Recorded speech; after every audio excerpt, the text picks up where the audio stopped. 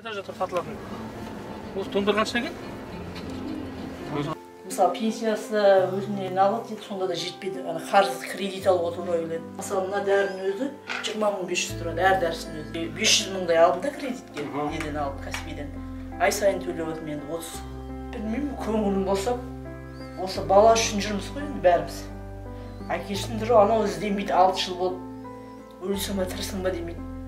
Әлеумет қояды, андасында 7 мың қояды. Енді бұл тағдырда енді қарындасым. 3 балаға 7 мың қояды, 3 балаға 7 мың жетеді ма 3 бала? Ана ем жоқ ауруды, былайша айтқанда. Кейде жылап, не амадин демейді да, мен тұтып қалады. Ана ойласаң қалай айтсам болады? Бүгін ертең үйде өліп қалды деген. Қорқыныш жаманда.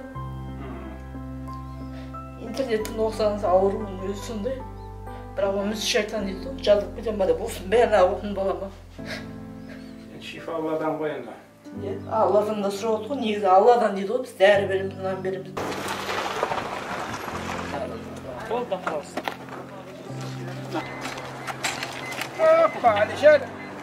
Аллахтың қалауымен Алишердің үйіне келатырмыз.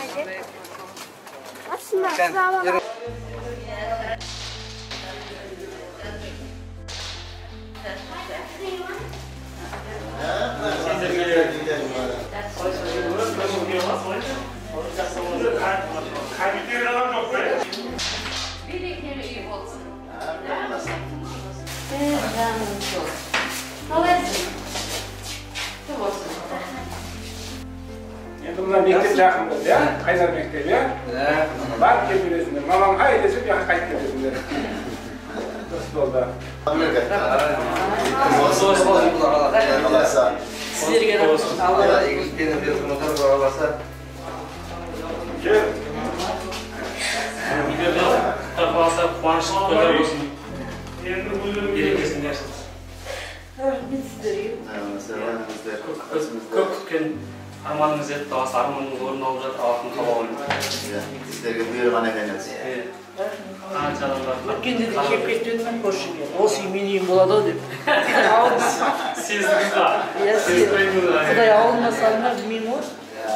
Рахмет сіздерге. Бұйырған екен сізге.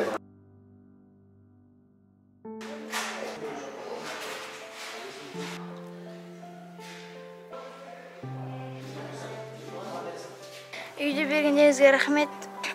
Осы үйді көптен бері алға армандап жүрген едім. Рахмет, сіздерге Алла разы болсын. Мен де осы Пердоустың қорындамын. Мына Аллах біреуге дүние береді, біреуге перзент береді. Сол үшін Аллахтың жолын аямай, жаңағы садақаны жеткізу керек. Осындай кем-кетіктердің бәріне тамақ беріп, жақсы жетістікке жетіп алсын осы балдар айналайын. Рахмет сендерге.